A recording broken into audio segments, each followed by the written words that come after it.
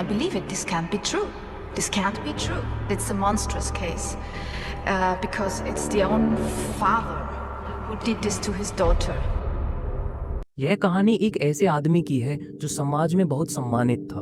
बहुत सारे लोग उसे सम्मान देते थे, लेकिन उस आदमी के दिमाग में क्या चल रहा था यह किसी को नहीं पता था।